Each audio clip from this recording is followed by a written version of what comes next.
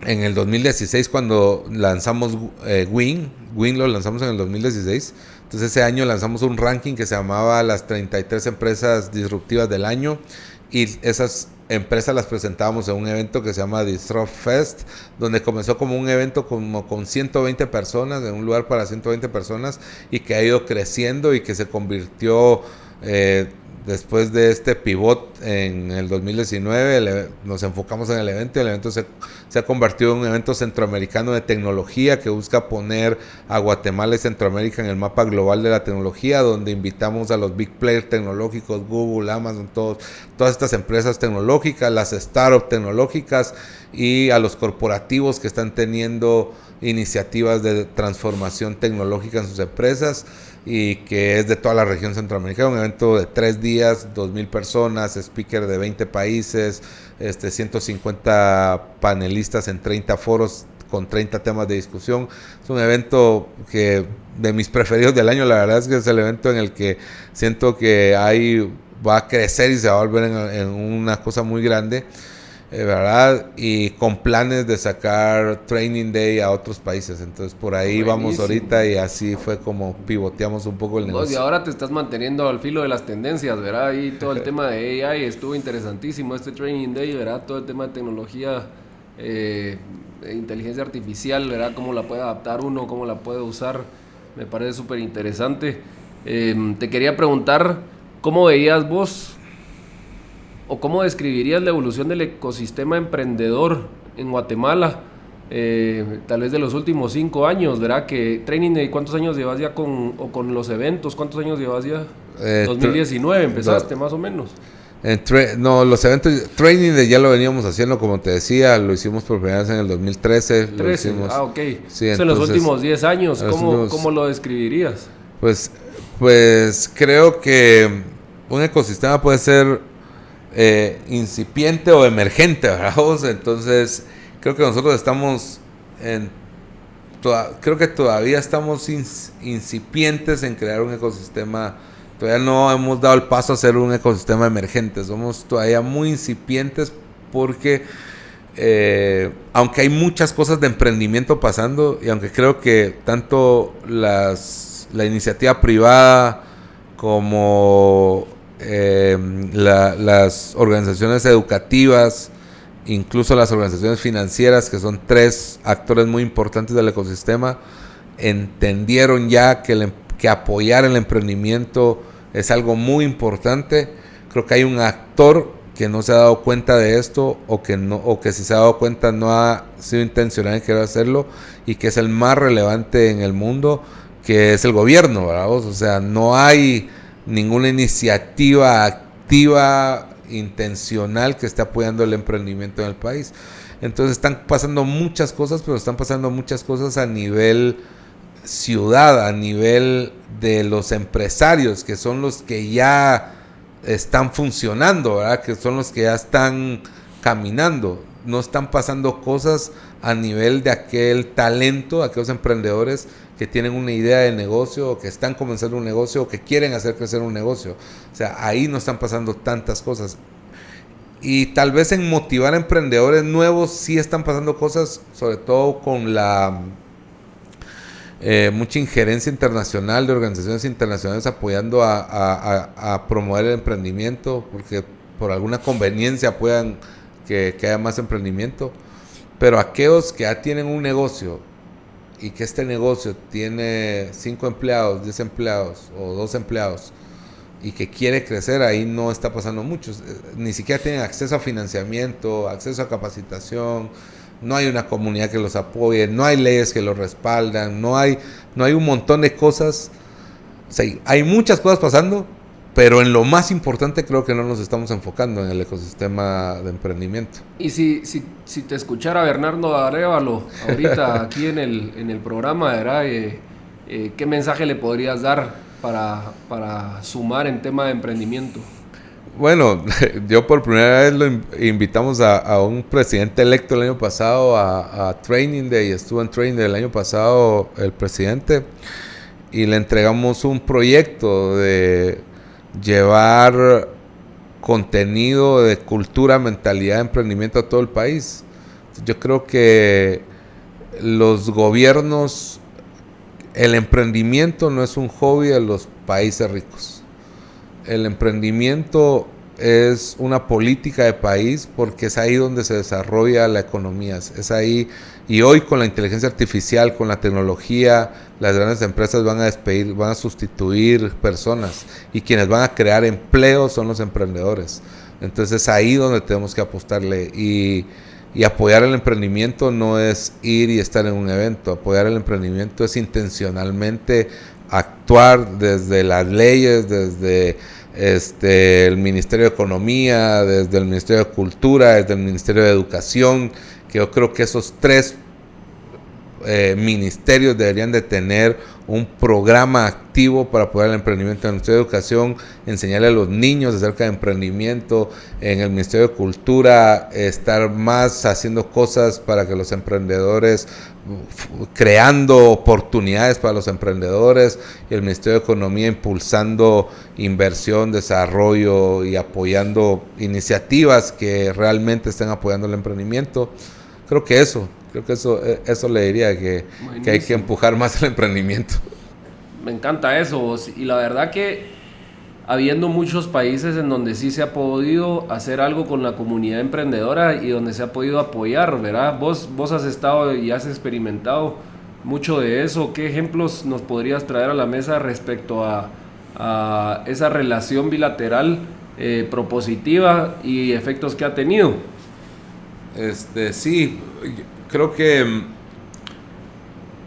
he tenido la oportunidad de estar en varios países donde los ecosistemas de emprendimiento son muy robustos y ya son emergentes, incluso ya son ecosistemas que están en el top 10 de los ecosistemas más importantes del mundo, como Chile, ¿verdad? O Tel Aviv, o bueno, el número 1 y la meca ha sido Silicon Valley, pero la injerencia del gobierno ha sido fundamental en estos ecosistemas porque entendieron que motivar el emprendimiento, incentivar el emprendimiento atrae más inversión. Por ejemplo, si te pongo el ejemplo de Chile tiene una ley donde si un inversionista invierte en una startup $1, el gobierno invierte otro $1.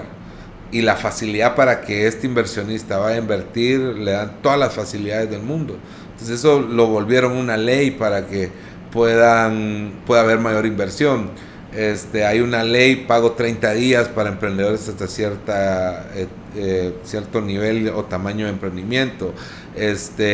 Cada año tienen Startup Chile, que es un programa de gobierno donde invierten o dan capital semilla a 1,000 emprendedores cada año, y de estos 1,000 emprendedores, 400 son extranjeros. El 40% son extranjeros. ¿Por qué? Porque les dan capital semilla y les dicen, vénganse 2 años a Chile, y si estos emprendimientos tienen éxito, generan empleo, generan innovación. Por eso Chile ha ganado el premio al país más innovador de Latinoamérica, está en el top 10 de los ecosistemas más importantes del mundo, y que son programas que nacen desde el gobierno. Pero algo que hablábamos con vos es que el emprendedor, o sea, la cultura y mentalidad de emprendimiento es importantísimo, porque creo que es ahí donde tenemos que empezar a trabajar. Cómo crear cultura y mentalidad de emprendimiento desde la primaria, ¿verdad? Desde los niños, en las escuelas públicas, cómo empujar para que los emprendedores, cuando desean emprender, tengan el conocimiento y las herramientas para hacerlo. Buenísimo. Vos, a mí me encanta el tema de la reinvención, ¿verdad? Y me encanta que vos te has ido reinventando, ahora que ya veo todo el tema de generación de contenido, de todo el tema de que querías ser periodista también, ¿verdad? Contame un poco respecto a Traccionable. Buenísimo, sí. Pues mira, escribir un libro estaba entre las metas de vida que tenía y que quería hacer. Por cierto, lo estoy reescribiendo ahorita. Hay un par de cosas que he encontrado ahorita que lo estoy reescribiendo, que yo digo, o sea, esto no suena muy bien, ¿verdad? Porque lo escribí hace 4 años y en 4 años ha cambiado el mundo y ha cambiado mi forma de pensar y ha cambiado, todo lo estoy reescribiendo, pero Traccionable es un libro que lo escribí pensando en 2 cosas. Uno, en que lo más importante en un negocio, este famoso Valle de la Muerte, que no es solo uno, sino el primer Valle de la Muerte es en los primeros 2 años de un negocio, que es donde el 98% de los negocios fracasan, pero hay un segundo Valle de la Muerte, que es cuando ya tenés éxito y tienes que mantener ese éxito, ¿verdad? Y eso no se acaba. Y si no, también, y si no se acaba el éxito, entonces los emprendedores deben encontrar tracción en estos 2 momentos de la vida. Entonces, una fue pensando en eso, doy tips y cuento historias de emprendedores que lo lograron y hasta una metodología de validación de negocios, de no invertir ningún centavo hasta no validar tu negocio y poder lanzarlo al mercado, de levantar capital, de buscar un socio. Doy ese tipo de consejos, pero también de la vida, ¿verdad? O sea, yo creo que uno de los mayores aprendizajes que he tenido es que ser resiliente no solo es aguantar los golpes, no es solo, o sea, sentirte herido y fracasar y levantarte, sino es también aceptar que sos humano, que sos vulnerable, que puedes llorar, que puedes lamentarte, que puedes ir a pedir ayuda. O sea, somos cobardes si no pedimos ayuda porque creemos que ser resiliente es, ok, fracasé, pero mañana estás a las 6 de la mañana en la oficina otra vez y no puedes levantarte tarde, no puedes quedarte en la cama. O sea, hay veces que alguien me dijo, esta semana me dijo alguien, Alexis, mira, qué admirable que tengas tu propósito tan claro. Yo le dije, sí, la verdad es que afortunadamente tengo un propósito y lo tengo claro, pero detrás de eso han habido veces que no me quiero levantar de la cama, que a las 10 de la mañana estoy luchando por levantarme porque tengo una depresión de la chingada y no quiero ir a trabajar, porque esa parte no la contamos porque no queremos ser vulnerables, ¿verdad? Entonces, yo creo que, respondiendo a tu pregunta, creo que como emprendedores debemos aprender a pedir ayuda, debemos aprender a ir y buscar a otros que van adelante de nosotros y aprender de ellos para adelantarnos. Completamente, vos. Me gusta mucho que seas abierto y que toques ese tema, ¿verdad? La lucha del emprendedor, ¿verdad? Hay una psicología muy difícil del emprendedor que no tiene esa certeza del ingreso mensual, digamos, ¿verdad? De tener que tener una certeza también de pagar una planilla mensual y que a veces las cosas no están pasando, ¿verdad? Y que hay días malos, ¿verdad? Lo bueno de los días malos es que se acaban, pero también hay emociones mentales muy fuertes por las que se pasan. Y lo que decís, ¿verdad? También el descanso es importante, ¿verdad? El burnout es muy fuerte, te puede pegar muy duro, ¿verdad? Entonces también cómo uno se presenta, tratar de ser la mejor versión de uno mismo y tratar de comer bien, tratar de ser sano, biohacking, ¿verdad? Hacer ejercicio, ¿verdad? Cómo mantenerse y cómo pedir ayuda. Yo lo mencioné en la charla que tuve suerte de dar ahí, gracias por invitarme, me encantó. Y algo que decía era eso, era cómo a veces uno tiene que poder tener la mente de llegar y decir, vos, échame una mano, ¿verdad? A lo mejor es un mentor y es una plática que tenés que tener y tal vez platicando se te aclara la idea. A veces puede ser otra mano de presentarte a alguien, ¿verdad? Y está en la gente también hacer eso y no perder, no pierde nada uno en creer que pedir ayuda no va a ayudar, ¿verdad? Uno puede ir y pedir ayuda y puede cambiar completamente la situación en la que uno está. Yo te diría que vos, que has inspirado a más de 20,000 personas con tus charlas, ¿qué mensaje clave buscas transmitir en cada una de esas presentaciones? Bueno, una de las cosas que me motiva mucho es transmitir el concepto de que no importa de dónde eres, de dónde vienes, no importa las limitaciones, si tienes la mentalidad, la actitud de poder sobreponerte a ellas, puedes lograr tus sueños. O sea, busco inspirar a las personas a alcanzar sus sueños. Creo que la mayoría de las limitaciones trato de enseñar que la mayoría de las limitaciones que tenemos son impuestas, ¿verdad? Que alguien nos dijo no vas a poder, no lo vas a poder hacer, no vas a poder lograr esto. Entonces creo que en Guate hay mucha esa cultura de no puedo, de tengo miedo. Precisamente ayer estuve con 10 chicas que presentaron sus emprendimientos con una amiga que tiene su academia. Todas eran de la industria de la belleza, pero ya iba como la sexta de las 10 chicas y 4 de ellas habían dicho miedo, habían dicho la palabra miedo. O sea, ¿por qué no has invertido en más y traer ese producto, invertir más de tu dinero o buscar dinero?